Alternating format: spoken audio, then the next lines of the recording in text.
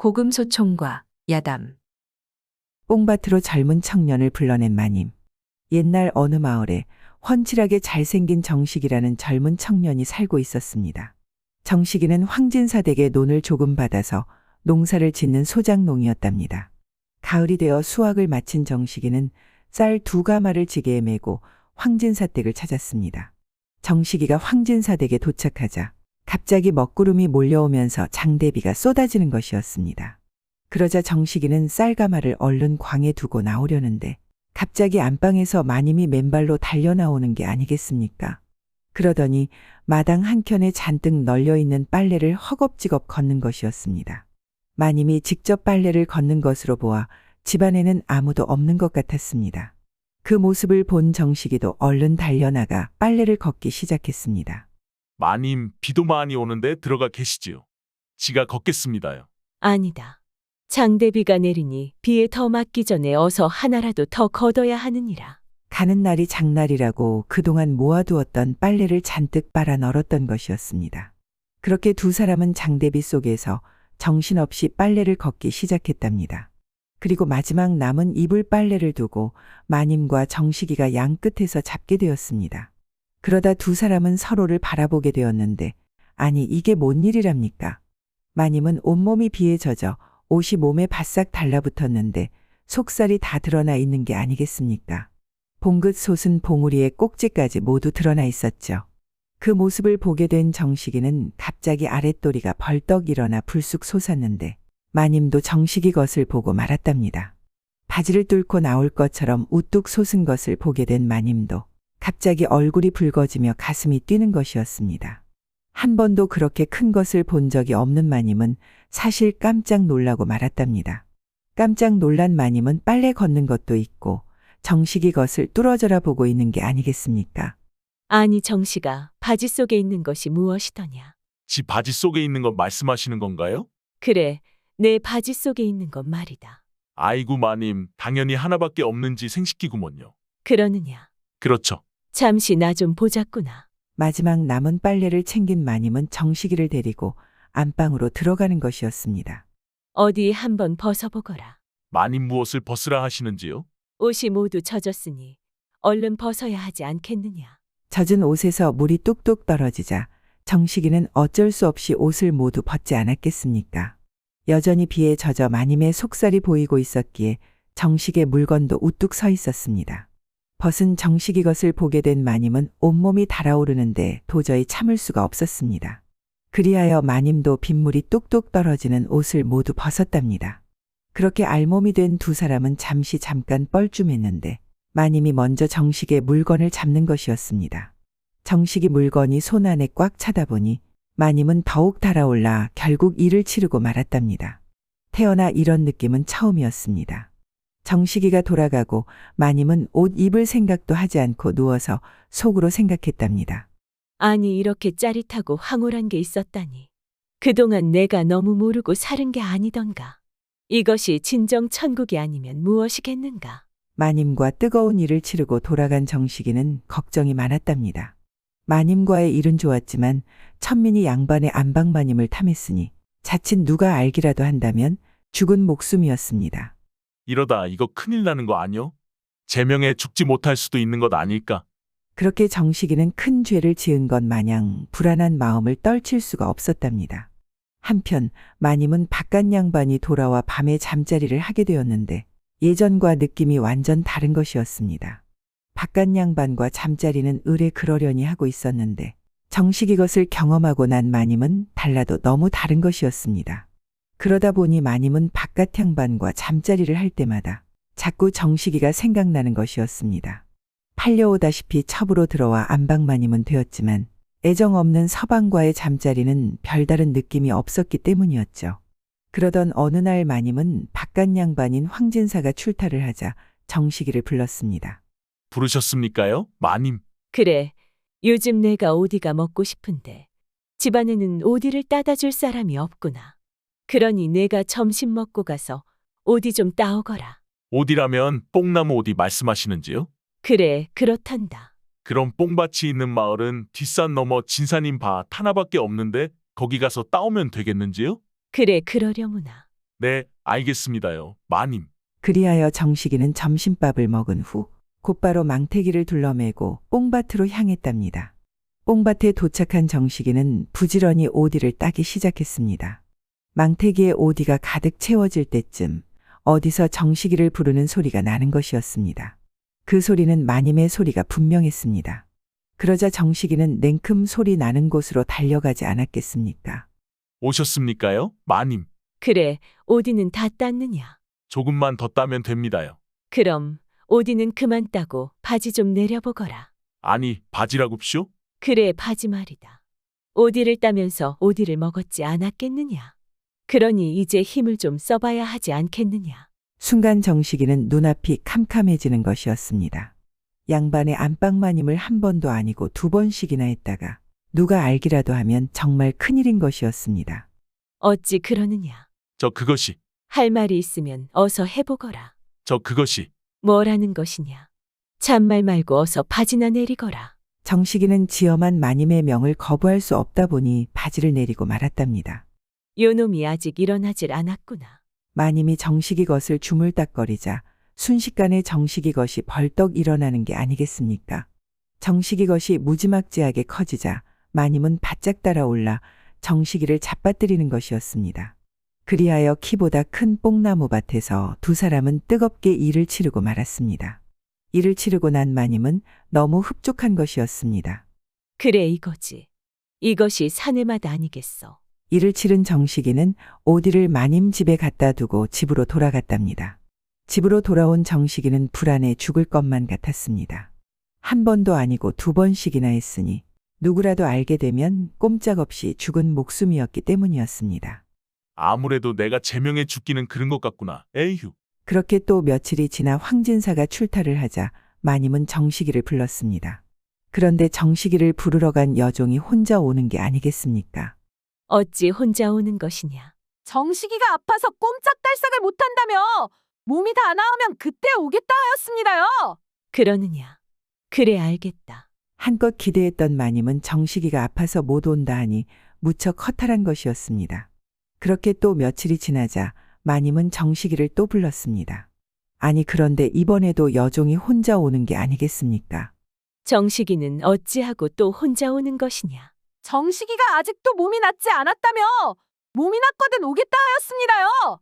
정식이가 아파서 오지 못해 크게 실망한 마님은 속이 타는 것이었습니다. 정식이 것이 너무 그리운 마님은 점점 안달이 나기 시작한 것이었습니다. 그렇게 또 며칠이 지나자 마님은 다시 정식이를 불렀습니다. 아니 그런데 이번에도 여종이 혼자 오는 게 아니겠습니까? 정식이와 뜨거운 상상을 했던 기대가 산산조각이 나자 마님은 화가 잔뜩 나 벌떡 일어섰습니다. 그리고 한 걸음에 정식이 집을 찾아갔습니다. 정식이 집에 도착한 마님은 방문을 벌컥 열어 젖혔는데 아니 이게 뭔 일이랍니까? 정식이가 웬년과 홀랑벗고 누워있는 게 아니겠습니까? 깜짝 놀란 마님은 두 눈이 휘둥그레지면서 뒤로 낮아빠지는 것이었습니다. 그러자 정식이도 깜짝 놀라 얼른 달려가 마님을 부축하였답니다. 열받은 마님은 정식이 것을 보게 되었는데 하여간 물건은 물건이었습니다. 아니 벌건 대낮에 무엇을 하는 거야? 무엇이냐? 이러느라 안 온 것이더냐? 죄송합니다요. 마님 제가 죽을 죄를 지었습니다요. 여러 소리 말고 어서 감자나 캐오거라. 그리하여 정식이는 옷을 후다닥 챙겨 입고 얼른 감자를 캐러 갔답니다. 집으로 돌아온 마님은 끓어오르는 분통을 참을 수가 없었습니다. 그리하여 정식이를 한 번은 따끔하게 혼내주어야 정신을 차릴 것이라 생각을 하였습니다.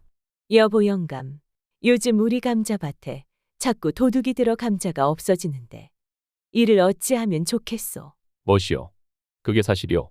그렇다마다요. 어제도 갔다 왔는데 감자가 매일 조금씩 없어지고 있는 게 분명했지요. 아니 도대체 어떤 놈이 감자를 캐간단 말인가? 그 말에 화가 난 황진사는 머슴 상덕아범을 데리고 감자밭으로 달려갔답니다. 아니 그런데 감자밭에서 정식이가 감자를 캐고 있는 게 아니겠습니까? 요놈 딱 걸렸다. 이놈 내 놈이 도둑놈이랬다. 이복의 상덕아범, 이놈을 잡아다가 멍석마라 곤장 20대를 치거라. 아니, 곤장이라굽쇼. 나리, 지는 잘못한 게 없구먼요. 무엇이라? 이놈이 감자를 캐다 딱 걸렸음에도 잘못한 게 없다니 매우 고약하구나. 뭐하느냐? 어서 데려다 곤장을 치거라. 그리하여 정식이는 꼼짝없이 곤장 20대를 맞고 말았답니다.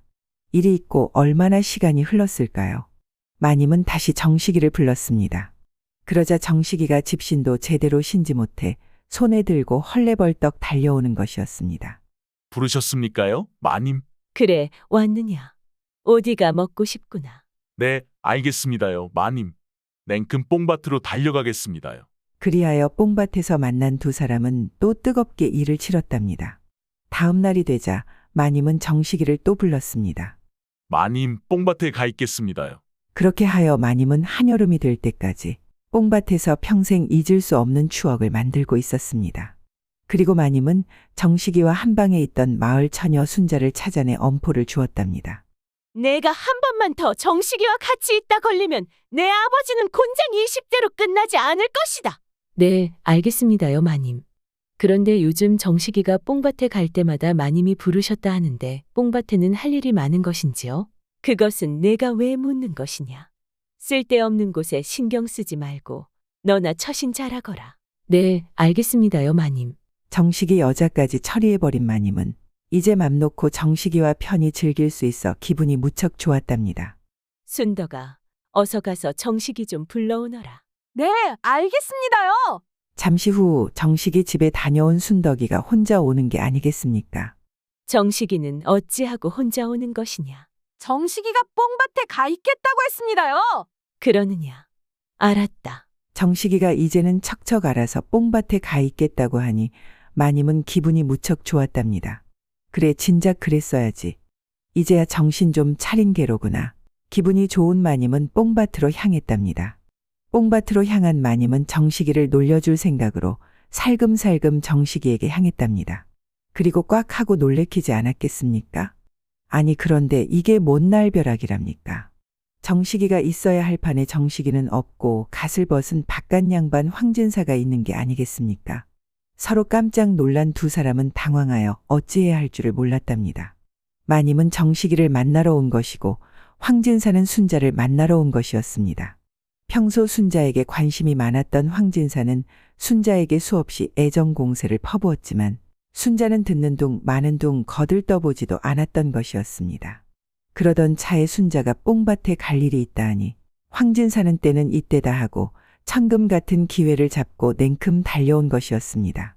그렇게 하여 만나게 된 사람이 순자가 아니라 부인이었으니 이 얼마나 놀라지 않았겠습니까? 그 일이 있고 두 사람은 다시는 입에서 뽕에 뽕자도 꺼내지도 못하고 지붕만 쳐다보며 살아갔답니다. 한편 순자는 정식이가 뽕밭에 다녀올 때마다 자신과의 일을 자꾸 거르고 한숨만 쉬어대다 보니 이를 이상히 여긴 것이었습니다. 그리하여 미행을 해서 모든 것을 알게 된 순자는 화가 잔뜩 치밀어 오른 것이었습니다. 그리하여 자신에게 자꾸 들이대는 황진사를 이용하기로 하였던 것이었습니다. 뽕밭에 간다고 말만 해도 황진사는 뽕밭으로 달려올 게 뻔할 뻔자였습니다. 그리하여 순자는 정식이를 빼돌려 마님과 황진사가 마주하게 만들었던 것이었습니다. 그리고 순자는 정식이를 마님에게 빼앗길 수 없다고 판단하여 얼른 혼례를 치러버렸답니다. 그리고 떡두꺼비 같은 자식도 낳았습니다. 마님은 욕심을 과하게 내다 보니 결국 순자의 수에 당하고 만 것이었습니다. 순자만 건들지 않았어도 마님의 꿈은 깨지지 않았을 테니까요. 관료가 된 백수사위. 옛날 조선시대 연산군이 임금으로 있을 때였습니다. 허름하고 남루한 옷을 입은 선비 하나가 안동 마을을 지나고 있었습니다. 배가 고픈 선비는 담장 너머로 뻗은 덜 익은 감을 하나 따서 허겁지겁 먹었답니다. 감은 무척 떫었지만 배가 고프다 보니 선비는 꾹 참고 우걱우걱 먹었습니다. 아니, 그런데 이게 뭔 일이랍니까? 아이고 배야. 안 익은 감을 처음 먹어본 선비는 목과 배가 무척 아파오는 게 아니겠습니까? 선비는 너무 아파 목을 쥐어잡고 곡소리를 내었답니다. 그러자 담장 안에 있던 처자가 뭔 일인가 싶어 나와 보았습니다. 아니 무슨 일이 있으신지요? 나는 먼 길을 가는 나그네인데 며칠 곡길을 구경하지 못하여 먹음직스런 감을 하나 따먹었답니다. 헌데 이렇게 목과 아랫배가 몹시 아프구려. 그 감은 아직 익지 않았으니 떫은 맛이 있어 먹으면 속이 아프답니다. 그러니 잠시만 기다려 보시지요. 처자는 얼른 달려가더니 소금물 한 종기를 연하게 타오는 것이었습니다. 선비는 소금물을 받아 냉큼 들이키고 나니 속이 좀 나아지는 것이었죠. 그러자 선비가 말하는 것이었습니다. 고맙소. 덕분에 좀 살 것 같습니다. 허나 심신이 피로하여 길을 떠날 수가 없으니 잠시 쉬어가도 되겠습니까? 떫은 감을 따먹고 배 아파 고생하는 선비를 처자는 외면할 수가 없었습니다. 그리하시다면 누추하지만 잠시 쉬어가시죠. 그렇게 하여 선비는 처자의 집에 잠시 머물게 되었답니다. 그러자 잠시 후 처자는 흰 죽을 끓여 가져오는 것이었습니다. 배는 고픈데 속이 불편해 고생하던 선비는 흰 죽을 받아들자마자 후루룩 개 눈 감추듯 먹어 치웠답니다. 처자의 세심한 배려에 감탄한 선비는 처자를 유심히 보고 있었습니다. 남루한 옷을 입었으나 말하는 것이나 행동하는 것은 지혜롭고 총명한 것이 예사롭지가 않았습니다. 가난한 농부의 딸이었지만 왕후장상의 눈을 가진 게 아니겠습니까?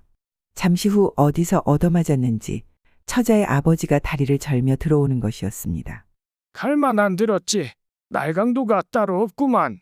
처자의 아버지는 들어오다 말고 선비를 발견하고 서서 묻는 것이었습니다.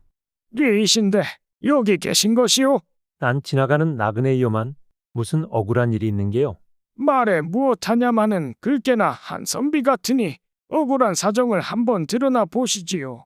농부의 말인즉슨 벼씨 종자 한 마를 가을에 벼 한 섬을 주기로 하고 빌렸는데 가을이 되어 벼 한 섬을 가지고 가보니 벼 두 섬을 가져와야 한다고 했다는 것이었습니다. 처음 약속과 다르다고 하니 문서를 내밀며 두들겨 팼다는 것이었습니다. 농부는 일자무식이다 보니 당할 수밖에 없었는데 당장 보름 안으로 벼 한 섬을 더 가져다 주어야 한다며 탄식을 하는 것이었습니다. 그곳이 어딘지 알려주면 내가 한번 다녀와 보리다. 선비님이라 한들 무슨 뾰족한 수가 있겠습니까만 농부가 장소를 자세히 알려주자 선비는 옷을 탈탈 털면서 일어나 나가는 것이었습니다. 네, 잠시 다녀오리다. 다녀오겠다며 나간 선비는 해질녘이 되자 뒷짐을 지고 돌아오는 것이었습니다. 잘 해결되었소이다. 그러니 이젠 염려하지 않아도 될 것이오. 아니 해결이 되었다니 무슨 수로 해결을 했다는 것이오? 자, 이것은 한 섬으로 빚을 모두 갚았다는 문서이니 잘 보관하시구려. 납득은 되지 않았지만 아무튼 해결이 잘 되었다 하니 농부는 한시름 놓을 수 있었답니다. 그러자 잠시 후 선비는 갑자기 농부에게 말하는 것이었습니다. 네, 잠시 할 말이 있소이다. 그것이 무엇이오? 어르신 따님을 제게 주시지요. 뜬금없는 선비의 말에 농부는 기가 찼습니다. 하지만 어려운 문제를 쉽게 푸는 것으로 보아 양반 선비를 사위로 얻는 것도 괜찮겠다고 생각하게 되었습니다. 그리고 곧 겨울이니 겨울에는 집신과 미투리를 만들어 파는데 일손도 매우 필요했답니다. 그리하여 농부는 고심 끝에 승낙을 해주었습니다. 그렇게 농부의 딸과 한 집에서 살게 된 선비는 혼인식도 없이 첫날 밤을 갖게 되었습니다. 호롱불 아래에 비친 농부의 딸 해수는 까무잡잡한 얼굴에 콧날은 우뚝 서 있고 입술은 잘 익은 앵두와 같았습니다. 눈빛은 초롱초롱했는데 마치 사람의 마음까지 꿰뚫어 보는 듯해 선비는 움찔하였답니다. 낭자, 이제 내가 낭자의 서방이 되었으니 이것이 나의 운명인가 하오. 어찌 이것을 운명이라 하시는지요? 선비님은 지체 높은 양반이고 저는 천민의 여식이니 이것을 어찌 운명이라 볼 수 있겠는지요.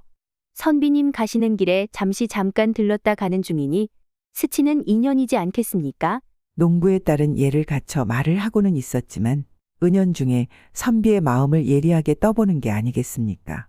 정곡을 찌르자 뭐라 답해야 할지 말문이 막힌 선비는 얼른 호롱불을 끄며 말하는 것이었습니다. 오늘 밤 그대와 하늘의 별을 따서 내 가슴 깊이 묻어 두겠소이다. 선비의 손은 해수의 옷고름을 풀어내더니 아무도 거쳐가지 않았던 곳들을 스쳐가며 구석구석을 탐하는 것이었습니다. 그러자 해수의 숨결이 거칠어지고 온몸을 베베꼬더니 급기야는 선비의 모든 것을 잡아당기는 것이었습니다. 그리하여 그날 밤하늘의 수많은 별들은 두 사람 가슴 속 깊이 뜨겁게 내려앉게 되었답니다. 그렇게 두 사람의 꿈 같은 시간이 흘러 어느덧 겨울이 되었습니다. 농부는 집신과 미투리를 만들기 시작하였는데 일손이 딸리기 시작하였습니다. 그리하여 농부는 선비를 향해 말했습니다. 겨울이 가기 전에 집신과 미투리를 관아에 납품을 해야 하니 선비도 어서 일손을 거두시오. 하지만 선비는 한 번도 집신을 만들어 본 적이 없다 보니 엄두를 내지 못하는 것이었습니다. 그러다 보니 선비는 허구한 날 방 안에 틀어박혀 잠만 자는 게 아니겠습니까? 일손이 부족해 답답하던 농부는 급기야 화를 내는 것이었습니다. 매일 밥은 축내면서 밥값은 해야 하지 않겠소? 어디 밥이 하늘에서 떨어진답니까? 그래도 선비는 듣는 둥 마는 둥 세워라 내워라 하는 게 아니겠습니까? 오라통이 터진 농부는 하소연을 하는 것이었습니다. 일 잘하는 모습이라도 데려와 사위로 삼았다면 이 엄동설 안에 집신과 미투리라도 만들어 관아에 납품이라도 할 수 있었던 게 아니던가? 무슨 생각으로 저런 쓸모없는 양반 선비를 사위로 맞았단 말이던가? 우리의 식구 겨울날 양식도 부족한데 놀고 먹는 입이 늘어 곡식을 축내고 있으니 이를 어찌해야 한단 말인가? 결국 농부는 일도 하지 않는 선비에게는 하루에 한 끼만 주게 하였답니다. 그런 서방을 불쌍히 여긴 딸 해수는 아버지 몰래 솥에 붙어 있는 누룽지를 긁어다 주는 것이었습니다.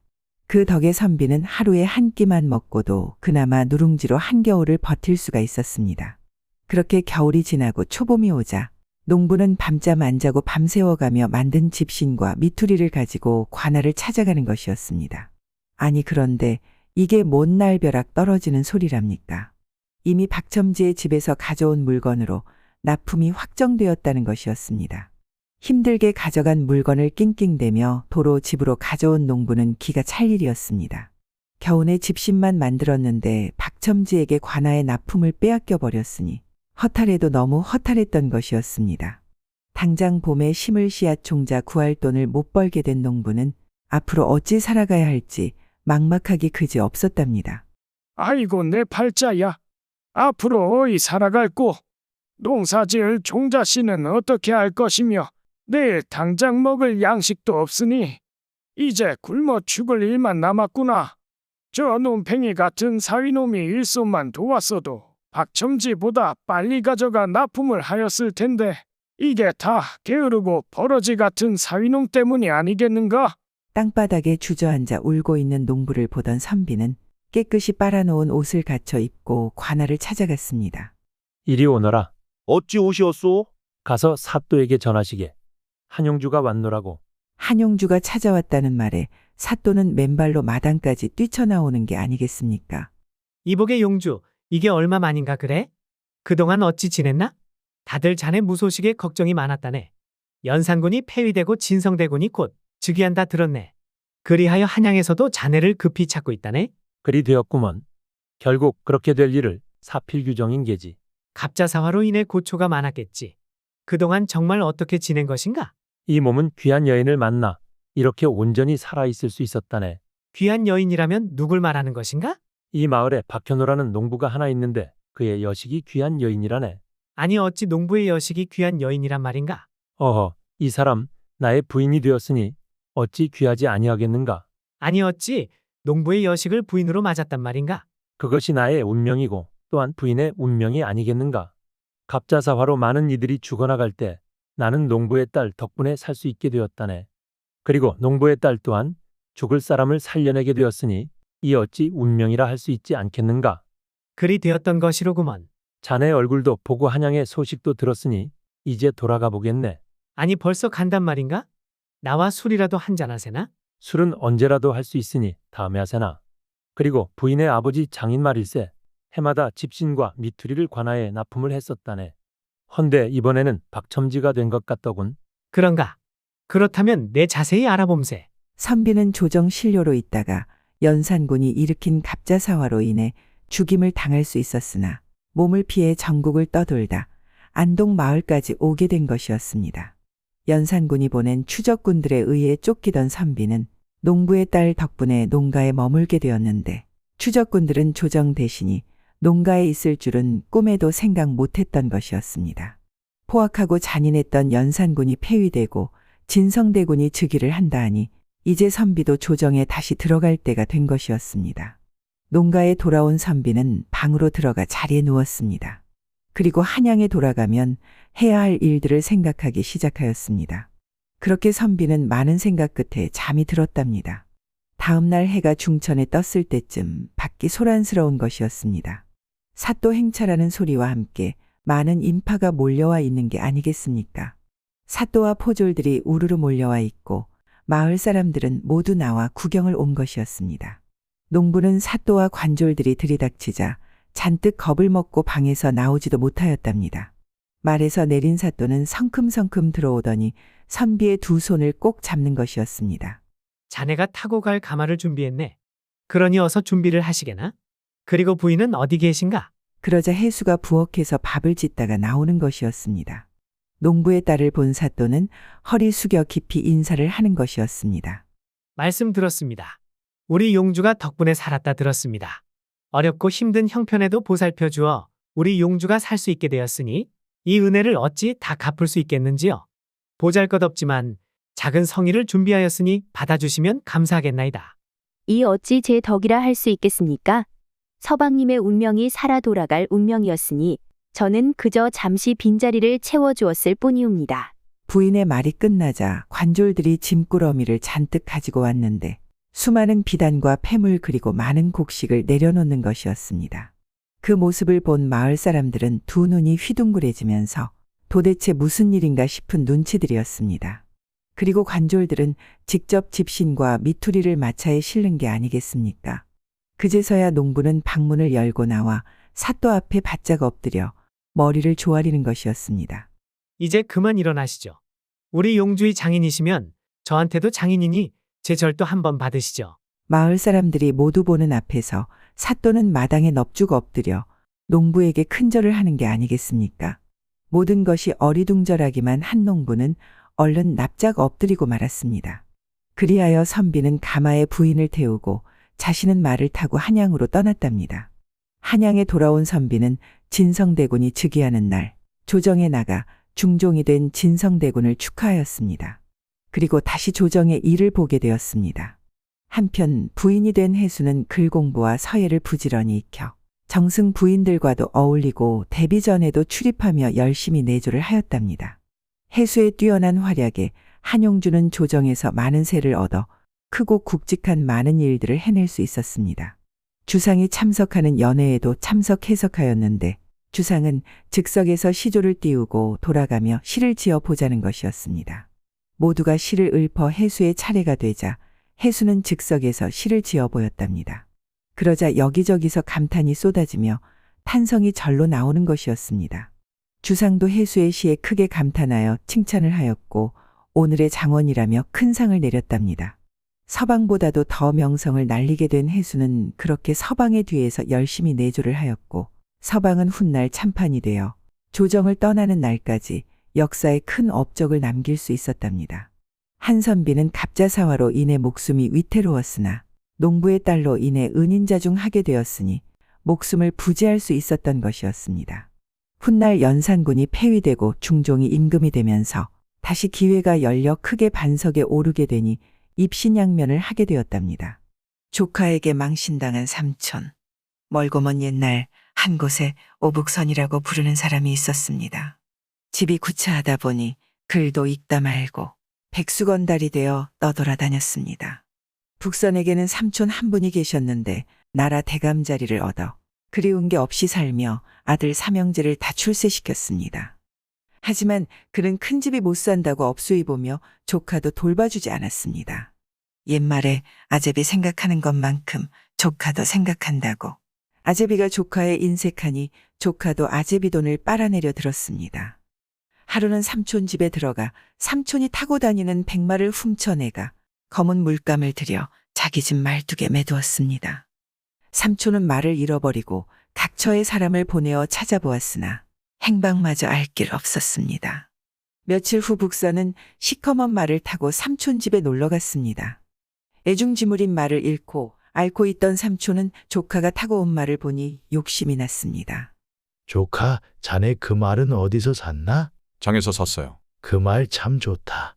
난 백마를 잃어버렸네. 이 말을 팔면 안 되나? 안 돼요. 이 사람 그러지 말고 달라는 금대로 다 줄게. 내게 팔라고. 북선은 몇 번 안 된다고 하다 삼촌이 점점 더 달라붙으니 할 수 없어 파는 듯이 돈을 톡톡히 받아주고 돌아왔습니다. 말을 잃고 배를 앓던 삼촌은 백마와 비슷한 말을 구하고 보니 돈은 써도 속마는 쑥 내려갔습니다. 이틀 후였습니다. 삼촌은 볼일 있어 검은 말을 타고 흔들먼들거리며 길을 떠났다가 돌아오는 길에 소낙비를 맞았습니다. 갑자기 만난 비라 끈을 대도 없고 하여 비를 맞으며 오다 보니 흰도포가 먹물이 들어 시꺼멓게 되고 검은 말은 백마로 변하였습니다. 이때서야 조카에게 속은 줄 알았습니다. 집에 돌아온 삼촌은 분이 상투미까지 올라 아들 삼형제를 불러놓고 사실을 말하고 어떻게 하면 좋으냐고 물었습니다. 아들들도 분하여 풀풀 뛰며 없애버리자고 하였습니다. 그렇다고 무턱대고 목을 딸 수는 없고 방법이 있어야 하겠으니 애비는 아들을 보고 어떻게 죽이면 좋으냐 하고 물었습니다. 맏아들이 있다가 하는 말이 경상도 아무구울에 원으로 보내는 게 좋겠습니다. 하였습니다. 이 고울은 어니 부임하여 하룻밤만 자면 죽어 폐업된 고울입니다. 그 계책이 그럴듯하다면서 그리로 보내게 낙찰지었습니다. 조카를 찾으니 도망치고 어디 갔는지 알길 없어 광고를 내었습니다. 죄를 진 북선은 처벌을 안 준다니 삼촌을 찾아왔습니다. 삼촌은 여느 때와 다르게 반갑게 맞아들이며 이렇게 말했습니다. 자네 이제는 나이도 들어 장가라도 가야 할 게 아닌가? 매양 떠돌아 다니지 말고 이제부터는 아무 고을원의 관직을 맡아보게. 조선 팔도를 다 돌아다니며 보고 듣고 못해본 일 없는 북선이는 자기를 죽이려고 하는 수작이란 걸 알면서도 승낙하는 수밖에 없었습니다. 외톨이 신세인 북선은 아무 근심 없었습니다. 사람은 한 번 죽기 마련이고 죽어봐 또 죽겠는가. 무슨 연고인가 알아나 보고 죽으려고 마음을 크게 먹고 폐업고을을 향해 떠났습니다. 길을 가자 날이 저물어 더 가지 못하고 산 밑에 불이 반짝이는 외딴 오두막집에 찾아 들어갔습니다. 집엔 백발노파 홀로 살고 있었는데 대충 저녁이라고 차려주었습니다. 날이 어두워지자 노파는 고개 넘어 마을에 갔다 올 일이 있다고 떠나나갔습니다. 한참 있으라니 밖에서 노파를 찾는 소리가 들렸습니다. 북선은 문을 열고 어디 갔는지 모르겠다고 하니 당신은 누구냐고 물었습니다. 길 가던 사람이 날이 저물어 묵어간다고 하니 한 사람이 있다 말하기를 노파가 사람인 줄 아오. 그게 천년묵은 구미호여. 우리 노파를 잡아치우려 하는데 변술이 많아 못 잡고 있어. 지금 구미호는 고개 넘어 이진사 딸을 잡아먹으려고 여우독을 피워 병들었어. 그 집에선 세상 잘한다는 의사를 다 청해다 보이지만 구미호를 안 잡곤 못 살리오. 라고 말하고는 어디론가 가버렸습니다. 북선은 잘못 들었다고 떠날까 말까 망설이다가 어떻게 되나 보자고 눌러 있을라니 노파가 돌아왔습니다. 노파는 집 주변을 돌아보며 내를 씩씩 맞더니 손님이 찾아오지 않았던가 물었습니다. 얼마 전에 모를 세 사람이 노파를 찾아왔다가 없다고 하니 돌아가더라 하였습니다. 노파는 다른 말이 없던가고 물었습니다. 북선은 아무 말 없이 가버렸다고 넘겨치웠습니다. 그러자 노파는 북선을 보고 하는 말이 그것이 사람인 줄 아는가. 하나는 관가 용마루 꼭대기에 있는 천년묵은 구렁이고 하나는 관가 앞늪 속에서 사는 천년묵은 군뱅이네. 이것들이 원이 부임하면 죽이는 판일세. 라고 하였습니다. 앞뒷말을 들어본 북선이는 이들 간에 모순이 있다는 걸 알았습니다. 아침을 먹은 북선은 길을 떠나는 채 하고 고개 넘어 이진사 댁을 찾아갔습니다. 뜰하게 들어서니 의사들이 왔다 갔다 하고 종들이 들락날락하였습니다. 북선은 한 여종을 불러 지나가던 길손이 병을 봐도 되겠는가고 주인 어른께 여쭈라 하였습니다. 종이 달려들어가 진사에게 알리니 얼른 모셔드려라 하였습니다. 북선이 방에 들어가는데 명의들은 코웃음을 쳤습니다. 그러건 말건 윗방에 들어간 북선은 환자도 보지 않고 환자 손목에 명주실을 메어 들여보내라 하였습니다. 한참 실을 쥐고 진맥하던 북선은 대단한 병이 아니니 근심할 게 없소이다 하였습니다. 진사는 무슨 병인가고 물었습니다. 북선은 진사 보고 조급해 마시오. 오늘 내로 병을 다스리고 보약 몇 첩쓰면 완쾌하겠소이다. 그러자 술상이 들어왔습니다. 소문났다는 명의들은 슬금슬금 달아나고 말았습니다. 북선이는 낮에 술만 마시고 병자의 낯도 안 보았습니다. 협잡꾼이나 아닌가 하고 급해 난 진사는 병자를 보라고 몇 번 졸랐습니다. 그래도 못 들은 체하고 술만 마시다가 저녁쯤 되니 집 주변을 서너 번 돌아보고 들어와서 박달나무 방망이 6개와 건장한 장정 5만 뽑아달라고 하였습니다. 영문을 모르는 주인은 시키는 대로 종들에게 분부하여 방망이도 만들고 장정들도 데려왔습니다. 북선이는 장정들에게 방망이를 나누어 주며 하는 말이 오늘 저녁 이 집에 들어오는 사람은 있어도 나가는 사람은 없게 하라. 나가는 놈만 있으면 이 방망이로 때려 죽이라. 하였습니다. 해가 넘어가 어슬어슬하니 무당 노파가 들어왔습니다. 무당은 환자 옆에 앉아 악귀를 물리친다면서 별귀신의 소리를 다치고 있었습니다. 이때라 하고 북선이는 무당 뒤에서 대갈통을 갈겼습니다. 그러나 노파는 빽 돌아앉으며 어떤 놈이 정성 들이는 무당을 무리하게 때리는고 하였습니다. 그러건 말건 재차 대갈통을 갈기니 비틀거리며 머리를 싸쥐고 대문을 향해 나가려 했습니다. 대문 지키는 두 장정이 막아서며 연거푸 두매를 안기니 어쩔 바를 모르다 개구멍을 찾아 기어나가는 걸 즉살나게 때리니 천년묵은 구미호가 쭉 늘어졌습니다. 북선은 진사를 불러놓고 이렇게 말했습니다. 집에 따님이 여우독을 입어 인사불성이 되었는데 구미호를 잡았으니 보약을 써서 원기를 도와주면 일 없을 겁니다. 주인이 북선의 말대로 보약을 쓰니 딸은 입술이 빨개지며 핏기가 돌고 미움을 먹을 수 있게 되었습니다. 용한 의사를 만나 죽은 딸을 살린 진사는 연신살이하며 자기 집 아들 삼아 사위질 해달라 하였습니다. 북선은 사양하는 채 하다가 이 집 딸에게 장가까지 들었습니다. 처가집에서 재미있는 생활을 달포 지내다가 장인 보고 고을원으로 가야겠다고 말했습니다. 북선은 장인의 만류도 마다하고 고을에 내려갔습니다. 북선이 고을원으로 부임하자 육반관속을 불러놓고 집집에서 기름 한 공기씩만 걷어들여다 큰 솥에 끓이고 집게질 잘하는 야장 6만 불러오라 분부하였습니다. 야장이 오고 기름이 끓자 원은 대청 기와장을 번지고 용마루 꼭대기에 보이는 게 있으면 솥에 넣어라 하였습니다. 집게쟁이들이 올라가 보니 시뻘건 큰 지네가 꿈틀거리고 있습니다. 야장들은 제꺽 집어 펄펄 끓는 가마에 넣으니 기름 튀우개가 되고 말았습니다. 다음 정자나무를 베라 하였습니다. 베고 보니 큰 구렁이가 나오고 있었습니다. 야장들이 잽싸게 집어 또 솥에 넣었습니다. 그 다음 마당못에 물을 풀어 하였습니다. 푸고 보니 큰 굼벵이가 꿈틀거렸습니다. 이것도 역시 솥에 집어넣었습니다. 그러자 원은 모인 관원들을 보고 돌아가라 하였습니다. 그날 저녁 북선이는 관가에 홀로 앉아 있었습니다.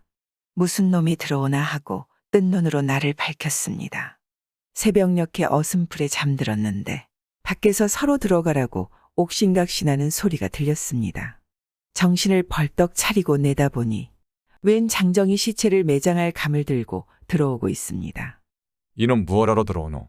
하고 북선이 호령하였더니 깜짝 놀란 장정은 뒤로 물러서며 아이고, 원님 살아계십니까? 하고 엎드려 절을 드렸습니다. 연후부터 아무 일도 없이 농사를 발전시키니 명관으로 이름을 날렸습니다.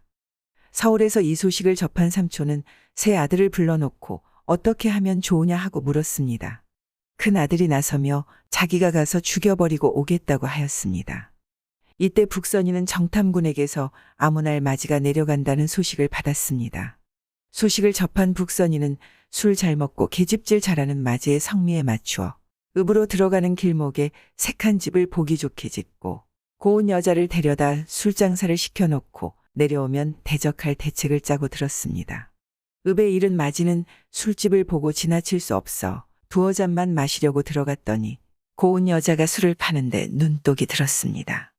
계집질에 이골이 난 맞이는 술 한 잔 마시고는 계집을 훔쳐보고 계집을 보고는 술 한 잔 마시었습니다. 술이 거나한데 날이 어두워져 가게 문을 닫게 되니 아쉽게 자리를 차고 일어났습니다. 이때 안주인이 생글생글 웃으며 손님, 날도 저물었는데 이제 어디 가서 주무시겠어요? 집주인도 외출하여 방이 비니 자고 가시라요. 하고 말했습니다. 그렇지 않아도 통째로 삼키지 못해 못 견디던 자라 좋아라 하고 머물었습니다. 그는 저녁 먹기 바쁘게 여자를 졸라 자리에 들었습니다. 불이 꺼지자 밖에서 발자국 소리 나더니 문 열라는 소리가 났습니다. 여자가 자기 남편이 돌아왔다고 하자 맞이는 손을 삭삭 비비며 살려달라고 하였습니다. 여자는 새로 만든 농짝에 숨겨놓고 쇠를 철컥 잠갔습니다. 그리고는 문을 여니 남편이 들어오며 무얼 하느라고 인제 문을 여느가고 따지기도 하고 군서방이 있다는 둥 하며 입에 담지 못할 욕을 퍼부었습니다.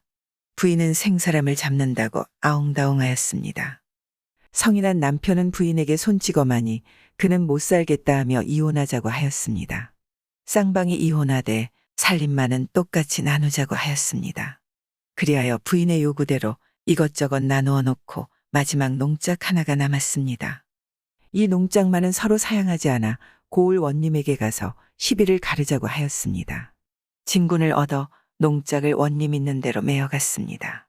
원이 부부 말을 듣고 이렇게 시비하였습니다. 그걸 어떻게 가르느냐? 팔아서 돈을 절반씩 가지면 안 되나? 쌍방이 동의하여 고을 원님이 사고 말았습니다. 안에서 엿듣던 맞이는 간이 콩알만해졌습니다. 그날 밤 농짝은 서울 삼촌 집에 실어보냈습니다. 북서는 만장 같은 글월까지 써보냈습니다. 삼촌이 편지 사연을 뜯어보니 이러하였습니다. 삼촌 덕분에 시골에 내려온 조카는 아무 걱정 없이 잘 보내나 삼촌에게 예물 한 가지 올리지 못하여 미안하게 여기던 차 기념으로 될까 하여 변변치 못한 농짝에 약간한 선물을 넣어보내니 받아주면 고맙겠습니다. 삼촌은 온 가족들을 모아놓고 오동나무로 짠 농짝이 어떻게 좋다는 걸 한바탕 늘어놓고 나서 우리 집 귀한 사람은 갓 출가온 막내 며느리인데 하며 그보고 농짝문을 열라고 하였습니다. 좋아서 분단장까지 곱게 한 새 며느리는 농 앞에 가서 무릎을 꿇고 농짝문을 열었습니다. 헌데 그는 농짝문을 열자 깜짝 놀라며 농문을 닫고 화다닥 밖으로 뛰어나갔습니다. 한국을 모르는 시아버지는 별난 사람을 다 본다면서 둘째 며느리더러 문을 열라 하였습니다. 둘째 며느리도 문을 열다 걷어닫고 밖으로 뛰어나갔습니다. 필요곡절이 있으리라고 본 맏며느리가 문을 열어보니 그 속에 새빨갛게 벗은 자기 남편이 들어있었습니다. 망신을 톡톡히 당한 삼촌은 두 아들과 어찌하면 좋으냐고 의논하였습니다. 둘째가 나서며 자기가 가서 죽이고 오겠다고 하였습니다. 애비는 허락하면서 주색을 피하고 매사에 각별히 주의하라고 귀띔하였습니다. 서울 염탐군에게서 둘째 아들이 아무날의 원을 살해하러 내려간다는 기별이 전해왔습니다. 둘째는 좋은 말만 보면 타보지 않고는 못 견디는 성미가 있었습니다. 이를 안 북서는 새끼 달린 좋은 말을 한필 서울에서 사왔습니다. 북서는 총명한 목동이를 구하여 서로 약속하고 사촌이 내려올 시각에 길목에서 풀을 뜯기게 하였습니다.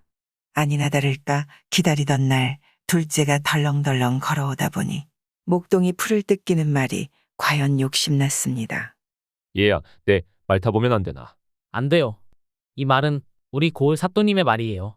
얘야, 난 사또와 친한 친구다. 그래도 안 돼요. 얘야, 내 돈 줄게 한 번만 타보자. 목동은 할 수 없다는 듯 말고삐를 넘겨주며 타세요. 그런데 이 말이 사나워서 떨어지면 난 몰라요. 얘야, 안 떨어진다. 내 재건을 어디 봐라. 하고 둘째가 말등에 훌떡 뛰어올랐습니다. 이때는 망아지의 범에 가죽을 씌워놓고 언덕 밑에서 기다리던 사람이 망아지를 풀어놓았습니다. 망아지는 어미 말을 따르느라 죽기 살기로 뛰어 사흘길을 하루품을 들여 서울 장안에 돌아오고 말았습니다. 두 번 실수한 삼촌은 노발대발하여 셋째 아들을 띄우기로 하였습니다. 셋째가 내려온다는 소식이 내려왔습니다. 신선을 봤으면 하는 것이 셋째 사촌의 유일한 희망이란 걸 안 복서는 묘한 산을 골라 구리집을 짓고 머리 하얀 노인 셋을 올려보내었습니다. 셋째가 걸어오다 보니 산 위에서 북소리 울리고 학이 춤추는데 새 노인들이 바둑을 두고 동자들이 왔다 갔다 하며 있었습니다. 산 아래에서 김매는 젊은이와 저 사람들이 무엇하는가 물었더니 신선들이 내려와서 논다고 하였습니다. 신기하게 여긴 셋째는 메밀밭을 매는 젊은이에게 무슨 밭을 매는가 물으니 불로초라 하였습니다. 과연 신선 있는 데는 다르구나 하며 셋째는 산 위로 걸어 올라갔습니다. 백발노인들은 사람이 가도 보는 채 많은 채 하고 바둑만 두었습니다. 신선과 말하기 무엇하여 구리기둥을 만져보며 멍하니 서 있는데 그때 한 노인이 얼굴을 들고 인간 사람이 왔구나 하였습니다. 그리고는 어쩔 바를 몰라 매삼거리는 셋째에게 구리주전자를 들고 술 한 잔 부어주며 마시라 하였습니다. 술 마실 줄 모른다고 거절하니 노인이 죽 마시고 나서 하는 말이 이 술 한 잔 마시면 100년은 사는데 아깝게 되었다고 말하였습니다. 그 말에 귀가 벌쭉하여 먹겠다고 손을 내미니 노인은 두 말 없이 한 잔 따라 주었습니다. 한 잔 마신 셋째는 2잔 마시면 200년을 살 것 같아 한 잔 더 달라고 하였습니다. 2잔 마시고 나니 3잔 마시면 300살까지 살 것 같아 또 한 잔 달라고 하였습니다. 3잔 마시고 나니 취하기 시작하여 술이 청해 만취되어 쓰러졌습니다. 그러자 옷을 홀딱 벗겨놓고 구리집을 거두고 새 노인은 사라졌습니다. 셋째가 술에서 깨어나니 하늘은 뻔한데 몸을 보니 옷이 없었습니다. 왜 여기와 누웠나 하고 생각을 더듬던 셋째는 신선이 주던 술을 먹은 게 생각났습니다. 셋째는 한 잔 마시면 100년 산다는 술을 몇 잔 마셨더니 일이 100년 지났는 모양이라고 여기며 벌거숭이로 산 아래로 내려갔습니다. 산 밑에 웬 여자가 지나가고 있었습니다. 여보세요. 내 옷이 썩어 없으니 옷 한 벌 빌려주어요. 하였습니다. 여자는 두 말 없이 자기 입던 속옷을 벗어주었습니다. 그걸 입고 내려오는데 머리 하얀 노인이 밭을 메고 있었습니다. 자기 올라갈 때 이곳에선 젊은 농부가 기음을 맸는데 백발된 노인이 기음 매는 걸 보아 몇십 년은 지났나 보다 하고 물어보았습니다. 여보세요. 이곳에 신선이 내려온 지 몇 채나 됩니까? 이 노인이 손가락을 꼽아보더니 우리 고조 할아버지 때 내려와서 놀았답대다. 라고 말하였습니다. 아, 세월은 벌써 이렇게 흘렀는가. 내가 집에 가면 부모 처자 다 죽었겠구나. 날 알아볼 후손들도 없겠구나. 하고 한탄하며 서울길에 올랐습니다. 서울에 올라가니 떠날 때 모습이 변함없었습니다. 자기 집을 찾아가니 역시 변함없었습니다. 이상하다 생각하며 들어가도 알 사람이 없을 건데 하고 문 밖에서 왔다 갔다 하는데 오대감이 볼 일 있어 밖에 나왔다가 속옷 입은 셋째 아들 보고 꽥 소리 질렀습니다. 이놈아, 너 거기서 뭐하라노? 아이고 아버지, 지금도 죽지 않고 살아계십니까? 내 이놈 정신 나갔나? 아들은 멍청이 서 있었습니다. 이때서야 복선의 꾀에 넘어간 걸 알았습니다. 오대감은 삼형제를 보내어 조카를 해치려다 도리어 망신만 당하고 말았습니다. 북관에서 기이하게 만난 짝. 승지양 아무개는 역마살이 있어 말 한 필에 심부름하는 아이 한 명을 데리고 멀리 북관을 유람했습니다. 백두산을 올라갔다 돌아오는 길에 안변을 지나게 되었습니다. 정오 무렵이 되어 점사에서 말에게 먹이를 먹이고자 했으나 집집마다 모두 문이 잠겨 있었습니다. 이리저리 돌아보니 길가에서 수십 보쯤 떨어진 시내와 바위가 어우러진 곳에 작은 농가가 있었습니다. 닭이 울고 개가 짖었습니다. 그 집 앞에 이르자 16살쯤 되어 보이는 어린 낭자가 문까지 나와 응접하면서 어디서 오셨느냐고 물었습니다. 먼 길을 왔는데 점사의 문들이 모두 닫혀 있더구나. 이 댁에서 말에게 먹이를 좀 먹이고 가려 하는데 주인은 어디 가셨는가? 그러자 낭자는 점사 주인들과 모두 아랫마을 개모임에 가셨죠. 라며 부엌으로 들어가서는 말죽 한 통을 내와 말에게 먹여주었습니다. 날씨가 더워 양공은 나무 아래서 윗옷을 벗었습니다. 그러자 낭자는 나무 아래에다 뱃자리를 깔아주고 다시 부엌으로 들어갔습니다. 조금 뒤 낭자가 밥을 준비해 내왔습니다. 산채와 들나물이 몹시 정갈했습니다. 양공은 낭자의 응대가 세심하고 민첩하며 행동거지가 온화하고 정숙한 걸 보고는 매우 기특하게 여겼습니다. 갑작스레 손님을 접대하는데도 모든 것이 조리가 있었습니다. 그래서 낭자에게 물었습니다. 내가 말 먹이만을 청했는데 내 밥까지 차려주니 어찌 그런 마음을 내었느냐? 말이 이미 지쳐 있으니 사람인들 배가 고프지 않겠습니까? 어찌 사람을 천대하고 짐승을 귀하게 대하겠습니까? 낭자의 나이를 물으니 16이라 했습니다. 부모에 대해 물으니 촌사람이었습니다. 떠나면서 밥값을 주려 하자 고사하며 받지 않고 말했습니다. 손님 접대는 사람의 집에서 마땅히 해야 할 일이죠. 만약 그에 대한 대가를 받으면 풍속이 아름다워지지 않을 뿐 아니라 부모님의 엄한 꾸중을 면치 못한답니다. 감히 받을 수 없습니다. 그래서 양공은 부채 머리에다는 향 한 매를 주었습니다. 낭자가 꿇어앉아 받았습니다. 이는 어르신이 주시는 것이니 어찌 감히 사양할 수 있겠습니까? 양공이 더욱 감탄하며 말했습니다. 머나먼 촌집 어느 노인네가 이같이 뛰어난 아이를 낳았는가. 그러고는 집으로 돌아왔습니다. 몇 년 뒤 어떤 사람이 찾아와 계단 아래에서 절을 하고는 말했습니다. 소인은 안변 모촌에 사는 사람입니다. 영감님께서는 모년모시에 우연히 누추한 저희 집을 지나시다가 소인의 여식에게 향을 주신 일이 있으신지요? 양공은 한참 동안 골똘히 생각해 보았습니다. 과연 그런 일이 있었지. 그러자 그가 말했습니다. 소인의 여식이 그때부터 다른 데로 시집가지 않으려 하고 영감님 댁으로 와서 남편을 섬기며 늙어 죽으려 하고 있습니다. 스스로 말하기를 여자의 행실에서 남에게서 예물을 받은 이상 어찌 다른 곳으로 시집가겠는가. 라 하니 이렇게 천리길도 마다하지 않고 왔습니다. 양공이 웃으며 말했습니다. 머리 하얀 내가 어찌 젊은 낭자에게 뜻을 가져 그리했겠소. 다만 그 아이가 어여쁘고 영민해서 기특했고 또 밥값을 받지 않으려 하기에 달리 줄 것도 없어 향을 떼어준 것이오.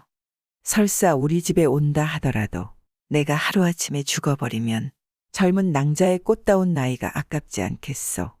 돌아가서 내 뜻을 전하고 잘타일러 사위를 정해 시집 보내시오. 다시는 주책 없는 생각을 하지 마시오. 그가 돌아갔다가 또다시 와서 아뢰었습니다. 온갖 방법으로 타일러도 죽기로 맹세하니 부득불 데리고 왔습니다. 영감님께서 알아서 처리해 주십시오. 양공은 고사했지만 어쩔 수 없어서 마침내 웃으며 받아주었습니다. 양공은 군자다운 사람이었습니다. 수십 년 동안 호라비로 살았지만 여색을 가까이 하지 않고 검은고와 독서를 즐기고 산수를 유람했습니다. 소실이 들어온 뒤로도 그녀가 멀리서 온 뜻을 위로했을 뿐 조금도 연연해하는 기색을 보이지 않았습니다. 어느 날 새벽 사당에 가서 아련하고 안방으로 들어가 보았습니다. 뜰과 방이 깨끗하게 청소되어 있었습니다. 음식은 정결했으며 그릇마다 반드시 정리되어 있어 가지런했습니다. 며느리에게 물었습니다. 전에는 우리 집이 아침 저녁을 자주 거르고 온갖 일이 거칠고 어수선에 잘 다스려지지 않더니 요즘에는 집안 모습이 달라지고 나에게 마련해주는 맛있는 음식도 부족하지 않으니 어찌된 일인가. 며느리가 대답했습니다. 안변 작은 마님은 바느질과 방적은 남은 시간에 하시고 집안을 다스리고 주선하는 일을 주로 하시는데 결코 범상한 분이 아닙니다. 달기 울면 일어나 하루 종일 부지런히 일하시니 요즘 집안 모습이 조금 여유 있게 된 것은 모두 그 덕이랍니다. 또 그 성품이 돈독하고 행실을 삼가니 여사의 풍모가 있으신 듯합니다. 칭찬을 다하자면 입이 모자랄 정도입니다. 양공은 그 말에 마음이 움직여 그날 저녁 소실을 불러 수작을 해보았습니다. 그윽하고 정숙한 자태가 빼어날 뿐 아니라 현숙하고 명민한 지혜가 옛날 사람에게 부끄럽지 않을 정도였습니다. 이때부터 그녀를 매우 애지중지했습니다. 소실이 두 아들을 연이어 낳으니 외모가 단정하고 나이보다 영리했습니다. 아들이 8, 9살 되었을 때였습니다. 소실이 집을 지어달라 하고는 거기에서 따로 거처했습니다. 또 자동길 근방에다 고대광실을 지어달라 했습니다. 하루는 성종 임금이 자동의 행차에 꽃 구경을 하고 돌아가다 포구를 만났습니다. 빗줄기가 삼나무같이 굵은지라 인가로 피해 들어갔습니다. 마당과 집안이 깨끗하게 청소되어 있고 꽃향기가 가득했습니다. 임금은 그곳이 누구 집인가 물었습니다. 시종관이 사실대로 대답했습니다. 갑자기 용모가 빼어나게 아름다운 두 아이가 옷과 두건을 단정하게 하고 앞으로 나와 절을 올렸습니다. 임금이 묻자 양 아무개의 소실 자식이라 답했습니다. 임금은 그들을 한번 보고는 선풍도골이라 칭찬했습니다. 학업에 대해 물으니 옛날에 신동에 부끄러울 바 없었고 문필도 물 흐르듯 해 모두 드높은 품격이 있었습니다. 오늘 불러 시를 짓게 하니 거침없이 대답하는지라 임금이 몹시 기뻐했습니다. 이윽고 비를 피해 처마 밑에 있던 종사관들이 모두 서로를 쳐다보며 수군거렸습니다. 임금이 왜 그러느냐 물으니 대답했습니다. 주인 집에서 음식을 올리려 하는데 감히 여쭙지 못하고 있다 합니다. 임금이 그리하라고 명했습니다. 진수성찬이 아주 정갈하게 차려져 있었습니다. 모든 종사관도 접대했습니다. 임금은 그리 짧은 시간 동안 음식을 마련한 일을 기특하게 여겨 넉넉히 상을 내렸습니다. 그리고 두 아이를 궁궐로 데려가서 기쁜 얼굴로 동궁에게 말했습니다. 내가 오늘 두 신동을 얻었으니 너를 보필할 신하로 삼게 하겠다. 임금은 두 아이에게 춘방가한 벼슬을 내려 대궐에서 오래도록 머물게 했습니다. 아이들이 동궁과 나이도 비슷하니 그들에 대한 임금의 총애는 비할 데가 없었습니다. 그 뒤로 소실은 거처를 옮겨 다시 본가로 들어가 여생을 마쳤습니다. 장남은 양사원으로 호는 복내이고 벼슬이 안변부사에 이르렀으며 차남은 양사준이었습니다. 정월 대보름날 밤 아름다운 인연 동학 이한놀이 장가를 든 직후 대보름날 밤에 운종가를 쏘다니다가 취했습니다. 앞길을 지나가다 길가에 드러누워 잠이 들어버렸습니다. 그때 갑자기 종들이 몰려와서는 신랑이 취해서 여기에 누워버렸네 라며 왁자지껄 떠들다가 부축해서 그 집 신혼방으로 데려갔습니다. 그는 여전히 인사불성이었습니다. 신혼방에는 화촉이 밝혀져 있었고 이공은 신부와 동침했습니다. 다음날 새벽 잠에서 깨어나 보니 처가댁이 아닌 엉뚱한 사람 집의 방이었습니다. 그는 여기가 누구 댁이며 자기가 어떻게 여기에 오게 되었는지 신부에게 물었습니다. 신부는 더욱 의아해하며 도리어 반문했습니다. 서로 착오가 생긴 것에 경악했습니다. 그 집안은 혼행혼례를 올린 지 3일째였습니다. 그 집 신랑 역시 밤놀이를 나갔다가 돌아오지 않았습니다. 그때 이공이 그 집으로 잘못 들어갔고 종들은 자기 집 신랑으로 오인해 그를 부축해서 들인 것이었습니다. 이공이 신부에게 물었습니다. 이 일을 어찌하면 좋단 말이오. 그러자 신부가 말했습니다. 이 일은 제 꿈의 조짐과도 그대로 맞는 것 같아요. 이 역시 연분일 것입니다.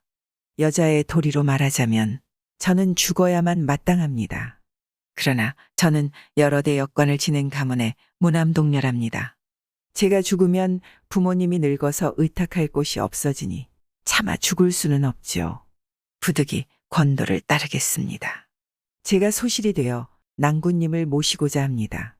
또 늙으신 부모님을 봉양하며 천수를 다 누리게 해드리는 게 어떻겠습니까?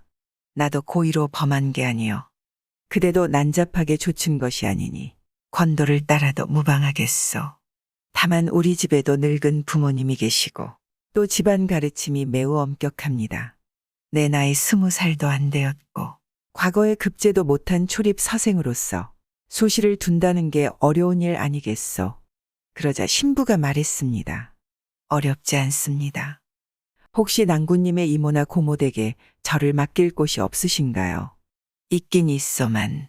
그렇다면 지금 당장 일어나 저와 함께 가십시다. 그 댁에 저를 맡겨두시고 양가가 알지 못하게 하세요. 낭군님은 머지않아 반드시 급제할 것이니 급제하기 전에는 맹세코 서로 얼굴을 보지 말아요.